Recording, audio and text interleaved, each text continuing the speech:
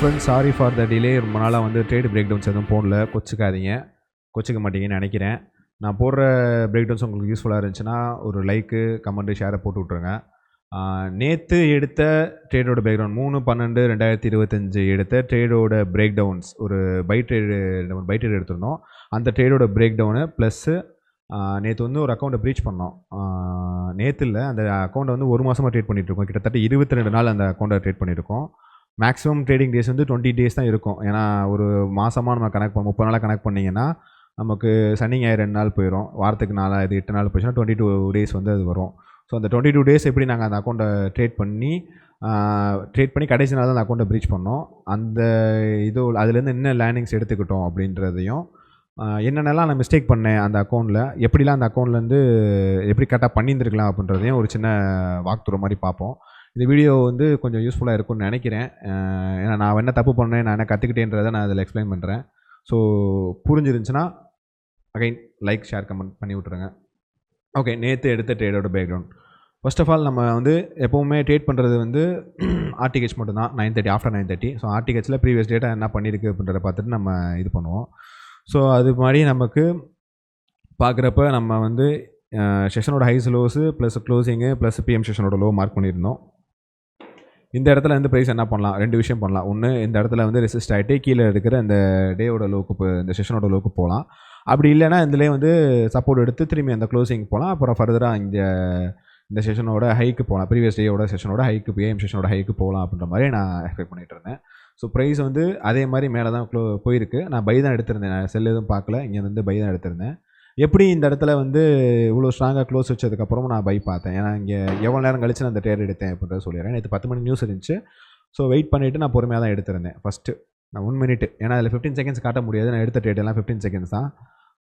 1 மினிட்டாக பார்ப்போம். 1 மினிட்டாக ப்ரைஸ் என்ன பண்ணுச்சுன்னா, இந்த இடத்த உடச்சி மேலே க்ளோஸ் வச்சு திரும்பி சப்போர்ட் எடுத்து மேலே போனால், ஸோ இப்போ இங்கேருந்தே பைன்ற மாதிரி தோணலாம்.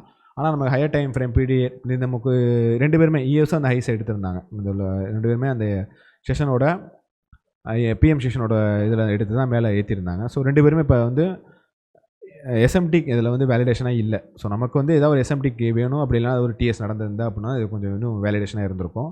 ஸோ ப்ரைஸ் வந்து இந்த இடத்துல கொஞ்சம் உழப்பலாக தான் இருந்துச்சு. நான் வெயிட் பண்ணேன். 3 மினிட்ல பிடிஆர் கிரியேட் ஆகிற வெயிட் பண்ணிட்டு இருந்தேன். ஸோ 3 மினிட் பிடிஆர் கிரியேட் ஆச்சு. இங்கே இந்த இடத்துல 3 மினிட் ஓபி கிரியேட் ஆச்சு. ப்ரைஸ் ஓபியில் டேப் பண்ணி கீழே அந்த லோவுக்கு போனால், ஆனால் அதே நேரத்தில் 5 மினிட்டில் நமக்கு இங்கே வந்து செல் சைடு வந்து பிடிஆர் கிரியேட் ஆகலை, பை சைடு திருப்பி வச்சுட்டு இருந்தான். இதை வந்து ஓபியை கன்வெர்ட் பண்ணி வச்சுருந்தான். ஸோ ப்ரைஸ் இங்கே க்ளீனாக இல்லை. ஸோ கொஞ்சம் க்ளீனான ப்ரைஸ் ஆக்ஷன் வரட்டும் அப்படின்னு சொல்லி வெயிட் பண்ணிட்டு இருந்தேன். ஸோ அப்படி பார்க்குறப்ப எனக்கு 15 மினிட்டு 10 மணிக்கு வந்து என்ன ஆச்சுன்னா, ஒரு ஓபியை கிரியேட் பண்ணிவிட்டு 10 மணி நியூஸ் வந்து அந்த ஓபியில் வந்து லோ பிரிண்ட் பண்ணி மேலே போனான் இந்த இடத்துல. ஸோ இங்கே இந்த இடத்துல போச்சு ப்ரைஸு, நல்லாவே தெரியும். இங்கேருந்து போச்சு. ஸோ இதிலேருந்து நான் எப்படி ட்ரேடை அலைன் பண்ணேன், இந்த 15 மினிட் ஓபி அடிஷ்னலாக இந்த சப்போர்ட் பண்ணுறதுக்கு ஒரு, ஏன்னா இந்த லோ பிரிண்ட் பண்ணுறதுக்கு ஒரு பிடிஆர் தேவை. அப்போ 15 மினிட்னா ஒரு 5 மினிட்டில் ஒரு பிடிஆர் ஏதாவது இருக்கா அப்படின்ற மாதிரி பார்த்து அதில் நான் இது பண்ணியிருந்தேன். So 5 minute. ஸோ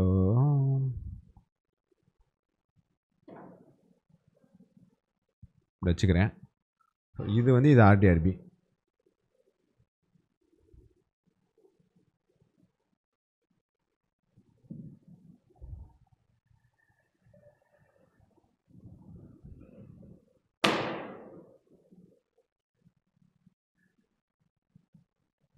இது ஃபுல்லாக ஆர்டிஆர்பி தான். இங்கே வந்து நமக்கு 945 ஓபி கிரியேட் ஆகிருக்கு. ப்ரைஸ் வந்து 10 மணி ஓப்பன் ஆகிட்டு இந்த ஓபியில் டேப் பண்ணால், இவன் இந்த ஓபியில் டேப் பண்ணாமல் இந்த ஆர்டிஆர்பியிலேருந்தே ப்ரைஸ் போச்சு. இது ஓபியாக நம்ம இங்கே இருக்கு ஓபி, நம்ம இந்த இடத்த வந்து நம்ம ஆர்டிஆர்பியாக கன்சிடர் பண்ணிக்கலாம் அதுலேருந்து ப்ரைஸ் போனனால. ஸோ நமக்கு இதுவே வந்து ஒரு பிடிஆர் எஸ்எம்டி இருக்குது. ப்ரைஸ் அங்கே வந்து லைட்டாக பர்ச் பண்ணியிருக்கும், ரொம்பலாம் உள்ளே இறக்கிருக்காது. இந்த ஆர்டிஆர்பிக்கு வந்திருக்கும், ப்ரைஸ் அந்த ஓபிக்கு வந்திருக்கும். ஸோ நமக்கு பிடிஆர் எஸ்எம்டி இருக்குது, ஒரு வேலிடான எஸ்எம்டி தான் அது. நல்லா பர்ச் பண்ணி லைட்டாக பர்ச் பண்ணியிருக்கோம். இன்ஸ்டிடியூஷன் என்ட்ரிட்டில்னு சொல்கிற மாதிரி அது இந்த எஃபிஜியில் வந்துட்டு போகும், அதே மாதிரி இங்கே வந்துட்டு போச்சு. ஸோ நான் 15 செகண்ட்ஸில் போய்ட்டு இந்த இடத்துல ட்ரேட் எடுத்திருந்தேன். எனக்கு 15 செகண்ட்ஸில் நியூஸ் கேண்டில் ஒரு ரேஞ்ச் கேண்டில் இருந்துச்சு. ஸோ அந்த ரேஞ்ச் கேண்டில் வந்து சப்போர்ட் பண்ணி வெளியில் க்ளோஸ் வச்சதுக்கப்புறம் நான் எடுத்திருந்தேன்.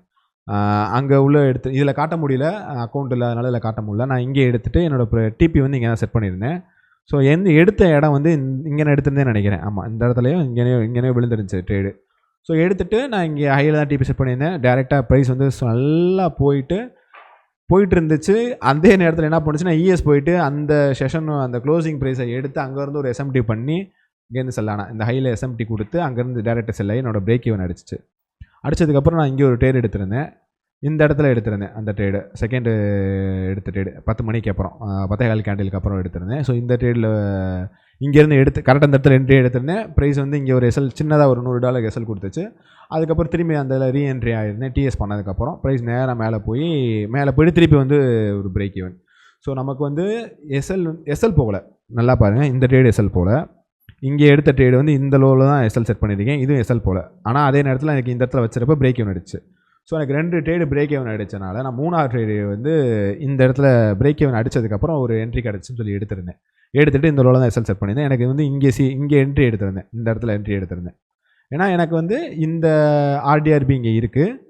இப்போ இதுவுமே ஆர்டிஆர்பி தான். இப்போ இது ஆர்டிஆர்பி தான். சிஎஸ்டி வைக்கல. சிஎஸ்டி வைக்கிறது வந்து இந்த ஆர்டிஆர்பியை ஃபெயில் பண்ணி இந்த ஆர்டிஆர்பியை ஃபெயில் பண்ணி இந்த ஓபியை டிஸ்ரெஸ்பெக்ட் பண்ணுற மாதிரி இந்த ஹையை மேலே க்ளோஸ் வச்சு இங்கே கொண்டு வச்சதுக்கப்புறம் நான் இப்போ சாலிடாக சரி ஓகே இங்கேருந்து நமக்கு இந்த ஹைக்கு போனாலே போதும்னு சொல்லிட்டு கொஞ்சம் ஹைலாட்டாக இந்த இடத்துல எடுத்திருந்தேன். இந்த இடத்துல ஒரு 2 எண்க்கு அடிச்சிருந்தேன். இந்த இடத்துல அடிச்சுட்டு எஸ்எல் வந்து இந்த இடத்துல செட் பண்ணியிருந்தேன், எனக்கு வரக்கூடாது அப்படின்னு. ப்ரைஸ் அந்த லோவை எடுக்கலை. ஆனால் ப்ரைஸ் நமக்கு இங்கே இறங்குறப்பே வந்து எஸ்எல் அடிச்சிருச்சு. நம்மளோட டெய்லி லாஸ்ட் லிமிட் வந்து ரீச் பண்ணிட்டோம். ஸோ 1:1 ட்ரேடு தான் எடுத்திருந்தேன். ஸோ இது வந்து கரெக்டாக இறக்கிட்டு இங்கே வரப்போ எனக்கு எஸ்எல் ஹிட் ஆகிடுச்சு. அதாவது டெய்லி லாஸ்ட் லிமிட் ரீச் ஆகிட்டு ப்ரைஸ் இங்கேருந்து நேராக ஷூட்டப் ஆகி நம்மளோட ஓவரால் டிபிக்கு போயிடுச்சு. எனக்கு எதான் டிபி செட் பண்ணியிருந்தேன் அங்கே போயிடுச்சு. ஸோ இதனால தான் அந்த அக்கௌண்ட் வந்து நான் ப்ரீச் பண்ணேன். ஸோ எனக்கு அந்த அக்கௌண்ட்லேருந்து நான் அந்த அக்கௌண்ட் எப்படி ப்ரீச் பண்ணேன்றதை நான் இப்போ உங்களுக்கு ஷோ பண்ணுறேன். ஸோ அதுவுமே பார்த்தீங்கன்னா உங்களுக்கு சூப்பராக தெரியும். ஸோ அந்த அக்கௌண்ட்டில் நான் வந்து எடுக்க வேண்டிய பேலன்ஸ் வந்து இதை வந்து ப்ரீச் பண்ண அக்கௌண்ட்டு ப்ரீச் ஆயிடுச்சு. இது அந்த அக்கௌண்ட்டில் வந்து நான் எடுக்க வேண்டிய ப்ராஃபிட் டார்கெட் வந்து $600 தான். $550 எடுத்திருந்தா நான் $3000 எடுத்துருந்துருக்கலாம். ஆனால் நான் $550 எடுக்க முடியாமல் அந்த அக்கௌண்ட்டை நேற்று ப்ரீச் பண்ணேன். ஹையஸ்ட் வாட்டர் மார்க்கு இது தான். ஸோ இங்கே வந்து நம்ம எடுத்த ட்ரேடோட எல்லா நாளோட இதுவும் இருக்குது. ஸோ நான் 4:11 வாங்கியிருக்கேன், 3:12 வரைக்கும் நான் ட்ரேட் பண்ணியிருக்கேன். ஸோ கடைசி ட்ரேடை பார்த்தீங்கன்னா அது உங்களுக்கு தெரியும். முதல் நம்பருக்கு போனோம்னா நமக்கு தெரியும். 3:12 வரைக்கும் நான் ட்ரேட் பண்ணியிருக்கேன். கிட்டத்தட்ட ஒரு மாதம் ட்ரேடிங் டேஸ் வந்து நல்லா பாருங்கள். ட்ரேடிங் டேஸ் வந்து 22 டேஸ் நான் ட்ரேட் பண்ணியிருக்கேன். அக்கௌண்ட்டை வந்து நான் ஓவர் ரிஸ்க்கும் பண்ணலை, இதுவும் பண்ணலை. கடைசி 2 நாள், அந்த 2 நாள் நம்ம $3000 எடுக்கணுன்ற இதனால தான் நம்ம ஹைலாட் அடித்து அந்த இதை நம்ம டார்கெட் பண்ணோம். 1500 எடுத்தே ஆகணும்னு. ஸோ நான் வந்து என்னோடய ட்ரேட் பிளான் எப்படி இருந்துச்சு அப்படின்னா, நான் என்ன யோசிச்சேன்னா 1% பர் டே. எனக்கு 1% அந்த அன்றைக்கி வந்து எனக்கு 1% மேக் பண்ணால் போதும். என் அக்கௌண்ட் சைஸ்லேருந்து 1%, 50Kனா 1% வந்து எனக்கு $500. ஸோ அந்த 1% வந்து நான் கன்சிஸ்டண்ட்டாக மேக் பண்ணணும் அப்படின்ற இதில் வந்து நான் 1%ல வந்து எப்போ எனக்கு எல்லா ட்ரேடு கிடச்சாலும் 1% அதுக்கான கம்மியான லாட் சைஸ் போட்டு நான் 1%லே வந்து எல்லா ட்ரேடையும் க்ளோஸ் பண்ணி வெளில வந்தேன். ஆனால் நான் லாஸ் பண்ணது வந்து அதாவது 1:2 இல்லை 1:3. ஆனால் லாஸ் பண்ணது வந்து 1.5% லாஸ் லிமிட் செட் பண்ணியிருந்தேன். அதாவது $750 வந்து எனக்கு ரீச் ஆயிடுச்சுன்னா அக்கௌண்ட் ஆட்டோமேட்டிக்காக க்ளோஸ் ஆகணும் அப்படின்னு. ஸோ இது எனக்கு ஒர்க் ஆச்சான்னு கேட்டால் எனக்கு வந்து அக்கௌண்ட்டு இதனால் என்னால் காப்பாற்ற முடியாமல் போச்சு. அடுத்த ட்ரேட் என்னால் எடுக்க முடியாமல் போச்சு. ஸோ இது வந்து டெய்லி லாஸ் லிமிட்டே நம்ம ரீச் பண்ண முடியாத ஒரு சேஃப்டி ப்ரோட்டோக்காலாகவும் இது நீங்கள் பார்க்கலாம். ஆனாலும் எனக்கு அது வந்து ஒர்க் ஆகாத மாதிரி தான் இருந்துச்சு. ஏன்னா திரும்பி நான் எடுத்திருந்தேன்னா அந்த லாஸை ரெக்கவரி பண்ணியிருப்பேன். அடுத்த நாட்கள் நான் அப்படி தான் லாஸ் ரெக்கவரி பண்ணேன். அந்த $750 எடுத்து விட்டு தான் ட்ரேட் பண்ணி லாஸ் ரெக்கவரி பண்ணேன். ஸோ இது வந்து ஃபஸ்ட்டு ட்ரேடிங் டே 1%, அப்புறம் 1.5%. ஸோ எடுத்தது வந்து 2%, லாஸ் பண்ணது வந்து 3%. ஸோ -1%. இப்படி தான் வந்து இந்த அக்கௌண்ட்டு தப்பி தவறி போய்கிட்டே இருந்துச்சு. அப்புறம் கரெக்டாக 1%, அதுக்கப்புறம் 2% லாஸ் பண்ணியிருக்கோம். அப்புறம் என்ன பண்ணேன்னா அந்த லாஸ் லிமிட்டை இதெல்லாம் வந்து லாஸ் லிமிட்டை எடுத்துகிட்டு நான் ட்ரேட் பண்ணதான். இன்றைக்கெல்லாம் வந்து கிட்டத்தட்ட நிறைய டாலர்ஸ் லாஸ் பண்ணி அதுக்கப்புறம் தான் ட்ரேடை வந்து ரெக்கவரி பண்ணியிருந்தோம். ஸோ இதுவுமே வந்து $1000 வந்து லாஸ் பண்ணியிருந்தோம். ஸோ இது வந்து ஒரு இந்த டெய்லி லாஸ் மீல் ரீச் பண்ணக்கூடாதுக்காக $1000 வந்து செட் பண்ணியிருந்தோம்.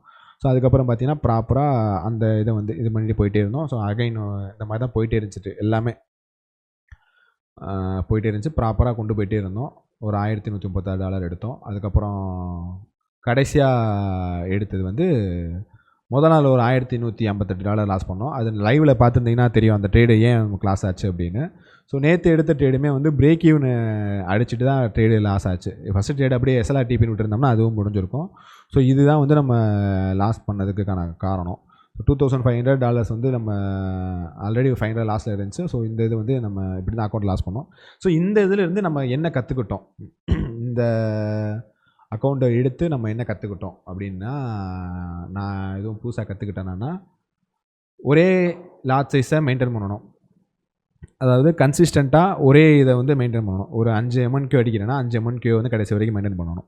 நான் நடுவில் கொஞ்சம் என்ன பண்ணேன்னா, கம்மியாக லாய் சைஸை யூஸ் பண்ணி, அதாவது 2 MNQ 3 MNQ யூஸ் பண்ணிவிட்டு நல்லா லாங் டேர்முக்கு ஹோல்டு பண்ண ஆரம்பித்தேன். ஃபார் எக்ஸாம்பிள் நான் ஹையர் டைம் ஃப்ரேமில் ட்ரேட் பண்ண ஆரம்பித்தேன். அதாவது லோவர் டைம் ஃப்ரேமில் என்ட்ரி எடுத்துகிட்டு ஹையர் டைம் ஃப்ரேமில் ட்ரேட் பண்ண ஆரம்பித்தேன்.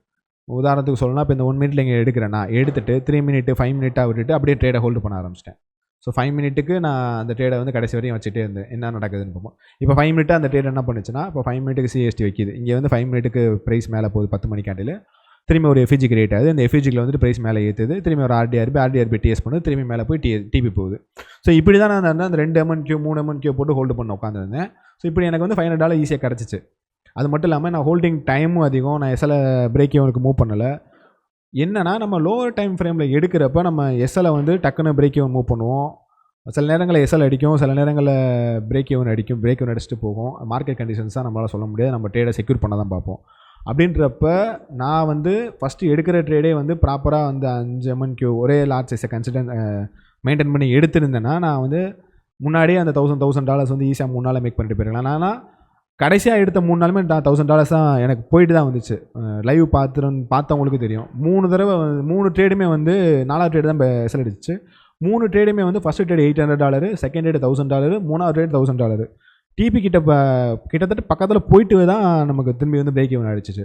ஸோ எஸ்எல்ஆர் டிபின்னு விடலாமா, இல்லை பிரேக் ஈவனு அடிக்க விடலாமா, இல்லை கரெக்டான இடத்துல இன்னும் நம்ம ப்ரிசைஸாக என்ட்ரி எடுக்கலாமான்றதை இதெல்லாம் நான் கொஞ்சம் ஜேர்னல் பண்ணுறேன். மூளைக்குள்ளே ஜேர்னல் பண்ணி ஒரு 2-3 விஷயங்களை அப்சர்வ் பண்ணி வச்சுருக்கேன்.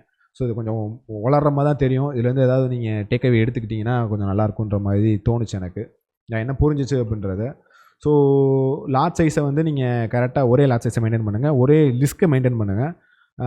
1% மேக் பண்ணிவிட்டு 1.5% லாஸ் பண்ணுறதோ இல்லை 2% லாஸ் பண்ணுறதோ வந்து உங்களை வந்து திரும்பி அந்த லூப்லேயே வந்து உங்களை விட்டுரும்.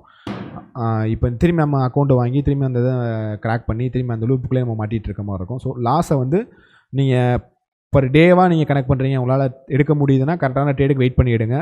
ஸோ ரொம்ப முக்கியமானது அதுதான். ஃபோமோவில் என்ட்ரியை போகாதீங்க. நான் எடுத்த எல்லா ட்ரேடுமே வந்து நான் ஏன் லாஸ் அங்கே கொடுக்குறேன் அப்படின்னா, எனக்கு அந்த ட்ரேடில் மேலே நம்பிக்கை இருக்குது, அதனால் நான் அங்கே லாஸ் கொடுக்குறேன். ஸோ அந்த 2 நாளுமே அதுக்கு அடுத்து எனக்கு ட்ரேடு கிடச்சிச்சு. ஆனால் அக்கௌண்ட் லாக் ஆனாலும் எல்லாம் ட்ரேட் எடுக்க முடியல. எடுத்திருந்தேன்னா அந்த $1,500 வந்து லாஸ் பண்ணியிருக்க தேவையில்லை. ஸோ கொஞ்சம் வெயிட் பண்ணி எடுங்க. ஃபோமோவில் அடிக்காதீங்க. ரொம்ப ஈஸி தான் ட்ரேடு நீங்கள் எடுத்து நீங்கள் இது பண்ணுறது. ஆனால் நீங்கள் இதில் பண்ண வேண்டியது பொறுமையாக இருக்கணும். ரொம்ப பொறுமையாக இருக்கணும் ட்ரேடிங்கை பொறுத்த வரைக்கும். ஸோ இதுதான் வந்து போன அக்கௌண்ட் எனக்கு சொல்லிக் கொடுத்த, ப்ரீச் பண்ண அக்கௌண்ட் சொல்லிக் கொடுத்த ஒரு படிப்பினை. இந்த படிப்பை நம்ம எடுத்துக்கிட்டு அடுத்த அக்கௌண்ட்டை வாங்கி ஃபர்தராக நம்ம ட்ரேட் பண்ண ஆரம்பிப்போம். இந்த பிரேக் டவுன் பிடிச்சிருக்கும்னு நினைக்கிறேன். ப்ளஸ் நான் என்னோடய ப்ரீச் பண்ண அக்கௌண்ட்டையும் காமிச்சிருக்கேன். ஸோ 22 டேஸை வந்து ஒரு அக்கௌண்ட்டை ட்ரேட் ஹோல்டு பண்ணுறதே பெரிய விஷயம் சொல்லிகிட்டு இருந்தாங்க. அது கரெக்டாக பண்ணிங்கன்னா நீங்கள் ஈஸியாகவே 1 வீக்லேயோ இல்லை 10 டேஸ்க்குள்ளேயே நீங்கள் பாஸ் பண்ணிட்டு போயிடலாம். பொறுமையாக கரெக்டான லாட் சைஸ் எடுத்து பொறுமையாக ட்ரேட் பண்ணிங்கனாலே போதும். ஸோ ஒரு செட் பண்ணி வச்சுக்கோங்க. ஒரு 1% லாஸ் பண்ணுறீங்கன்னா வெளில வந்துடுங்க. 1% மேக் பண்ணுறீங்கன்னா இல்லை 1 or 2% மேக் பண்ணுறீங்கன்னா வெளில வந்துடுங்க. கரெக்டான லாட் சைஸை மெயின்டைன் பண்ணுங்கள். கரெக்டான ஆர்ஆரில் வெளியில் வாங்க. பொறுமையாக பண்ணுங்கள். ஸோ இதுதான் நான் சொல்ல வருது. இந்த வீடியோ புரிஞ்சிருக்கும்னு நினைக்கிறேன். பிடிச்சிருந்துச்சுன்னா ஒரு லைக்கை தட்டி விடுங்க. ஏதாவது டவுட்ஸ் இருந்துச்சுன்னா கமெண்ட் செக்ஷனில் கேளுங்க. டெய்லி லைவ் 7 மணிக்கு யூடியூப்பில் இருக்கும். ஸோ வாங்க லைவ் பாருங்கள். எங்களோட சேர்ந்து ட்ரேடு பண்ணுறது எப்படின்னு கற்றுக்கோங்க. நாங்களும் கற்றுக்கிட்டு இருக்கோம். எங்களுக்கு தெரிஞ்ச சொல்லித்தரோம். ஸோ இதில் எந்த விதமான ஹிடனான இது எதுவுமே கிடையாது. எங்களுக்கு சொல்லிக் கொடுத்தாங்க, நாங்கள் சொல்லித்தரோம். ஸோ கற்றுக்கிறதும் உங்களோட விருப்பம். So thank you, Tata, bye, see you மக்களே.